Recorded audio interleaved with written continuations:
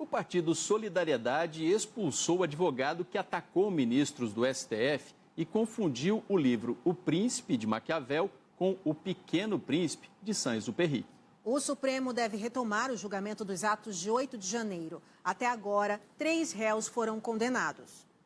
Os 3 réus foram condenados pelos mesmos crimes: associação criminosa armada, abolição violenta do Estado Democrático de Direito, golpe de Estado, dano qualificado e deterioração de patrimônio tombado.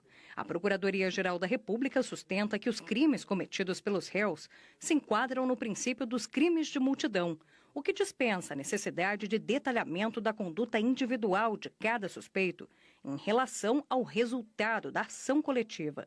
Ainda assim, foram apresentadas provas e evidências de cada réu durante os julgamentos. O primeiro condenado foi Aécio Pereira. Ele foi preso em flagrante no Congresso Nacional no dia 8.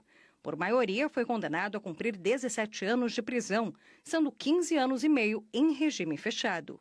O segundo réu, Tiago de Assis Matar, recebeu pena menor de 14 anos de prisão. O advogado de Tiago sustentou que ele não participou da depredação. Em críticas aos ministros, se confundiu ao citar a obra O Príncipe, de Nicolau Maquiavel. Diz o Pequeno Príncipe: os fins justificam os meios e podemos passar por cima de todos. Maquiavel: os fins justificam os meios. Hoje tiveram uma aula do que não deve ser feito na tribuna da Suprema Corte do país. Só é mais triste porque ainda confundiu o Príncipe de Maquiavel com o Pequeno Príncipe de Antonier de Saint-Exupéry, que são obras que não têm absolutamente nada a ver. Depois dos ataques, o advogado foi expulso do partido Solidariedade, ao qual era afiliado. O terceiro réu, Mateus de Lima Lázaro, foi condenado a 17 anos de prisão. A defesa afirmou que o cliente sofreu lavagem cerebral e não sabia o que era uma intervenção militar. A advogada de Mateus chorou em vários momentos. Somos só advogados. Vi advogados serem humilhados. Talvez por isso eu esteja com um pouco de medo aqui nessa tribuna. A OAB nunca se manifestou para defender a gente. Ao final da sessão, a presidente da Corte, Rosa Weber, leu um documento enviado pela OAB. Nele, a instituição se solidariza com os ministros e lamenta os ataques sofridos pela incompreensão do papel da Suprema Corte ao fazer julgamentos que ferem interesses. Que o Helenilson Nascimento confirma o que eu acabei de dizer. Olá, poeta noivo. Boa noite, viu? Cheguei. O mais interessante é que a frase, que está todo mundo compartilhando, nem é do Príncipe do Maquiavel também. Os 2 livros são muito bons, mas os fins justificam os meios. É uma frase do poeta romano Ovídio, da obra Heróides. Isso vale também para todos aqueles que acham que curso de Direito é aval de boa formação. Cursos universitários não formam ninguém. Eis o Brasil. Aí, pessoal. O Brasil. E aqui o Helenilson Nascimento também faz o seguinte: como faz para mandar vídeos? Não vi no formulário.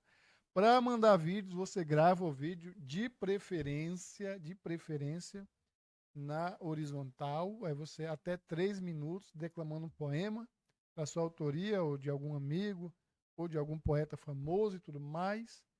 E aí você fala o seu nome, de onde você é, a sua arroba e tudo mais. E aí manda para mim que eu transmito aqui, tá bom? Sempre lembrando que eu faço uma curadoria antes, beleza? Aí o Helenilson ainda pede aqui: divulga aí para mim, peraí. @Helenilson _escritor. Poeta Barba comenta o fim de uma era. Depois da Livraria Cultura, agora todas as lojas físicas da Saraiva foram fechadas. A livraria só funcionará pelo site a partir de agora. O que será dos autores, livreiros e afins? Eu lembro que no tempo que a Livraria Cultura fechou, muita gente comemorou por conta da elitização dos livros e por conta também do monopólio do mercado, né? Porque Vamos viajar na maionese aqui, mas parece que a Livraria Cultura atrapalhava um pouco outras iniciativas, né? Eu não sei, eu realmente não sei, pessoal, porque é cada vez mais difícil o pessoal comprar livro, né? E me parece que é muito complexo a questão da literatura no nosso país, porque nós temos incentivo para diversas coisas, mas para leitura, né? É mais complicado. E para compra de livro, ainda mais. Um livro, às vezes, é R$40, R$45, R$50, né? E fica complexo. Eu não sei o quanto que essas livrarias contribuíam com a literatura em geral. Eu não sei dizer. O quanto que elas lucravam. Ou de que modo que elas desenhavam o mercado editorial. Eu realmente não sei. Quem souber aí, tiver alguma informação, por favor, compartilhe conosco. Tá bom? E eu não sabia que a Livraria Cultura estava fechando, hein? Não sabia. Pessoal, eu sei também que nós temos que ficar atentos também pela livraria que funciona pelos sites, né? Porque o que acontece? Teve uma vez que eu fui na livraria aqui do shopping, tinha um livro lá que era R$36. E na Amazon, com a entrega prevista para 5 dias, o mesmo livro estava R$14. Foi impressionante. Livrarias fechando, os sebos vão resistir, diz aqui a Rosana Venturini. Aqui vamos ver. Rapaz, em cima disso de brincadeiras e sentimentos entre homens, você conhece a história do assassinato do estilista Gianni Versace? O assassino chamado Cunanã, quando criança, foi vítima de muito bullying. Não que justifique nada, viu? Recomendo o livro Favores Vulgares, a história real do homem que matou Versace. Pois é, pessoal, muitas vezes hoje em dia é um termo que já está em desuso, sociopata, mas antigamente, né, nós acreditávamos que essas vivências violentas geravam essas pessoas com determinados transtornos. Complexo. Mas eu estou falando pela ótica não de produzir pessoas violentas, mas de desamparar as pessoas que precisam de ajuda. Né? E nós acreditamos no poder da amizade, mas geralmente nós criamos contexto onde é impossível abordar determinados assuntos sem virar motivo de zombaria. E aí as pessoas preferem não falar. E o Helenilson Nascimento comenta: só estou comprando em sebos de ruas um livro do Rafael Montes, por exemplo, nas livrarias por R$45 até R$80. No sebo, R$5. Pessoal, às vezes é uma boa estratégia esperar chegar no sebo. Aqui o Helenilson comenta: e o que vocês acham dos livros filosóficos Popes, Cortella, Karnal e Pondé? Filósofos que na teoria traduzem raciocínios complexos para o cotidiano brasileiro. Pondé é um chatão, arrogante até o último cabelo.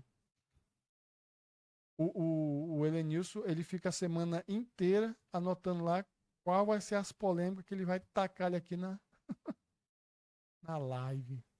Mora Alves está com a gente, comentou: boa noite, Mora.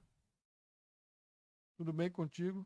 Eu acredito que essas filosofias, pessoal, quando são descoladas de pensamento crítico, ou são feitas para vender, elas se alinham aos inimigos, certo? Ao discurso predominante aí de gratidão, de resiliência, de empreendedorismo, enfim, dos discursos que alienam, tá bom? Mas também no meio desse povo aí tem muita coisa boa. Por exemplo, eu já vi algumas palestras do Karnal em que ele consegue abordar temas, como o próprio colega falou ali, o Helenilson, temas complexos. Ele consegue, de fato, fazer um resumo assim para a gente ter uma ideia do que se trata, certo? Mas nada substitui por livros. Helenilson Nascimento comenta o seguinte: kkkkkkkkkkkk, adoro polêmica, fogo no parquinho. Barba, divulga essa minha página para divulgar os livros de todo mundo aqui. Tá aí, pessoal, Literatura Clandestina. O Helenilson aí comentou o link.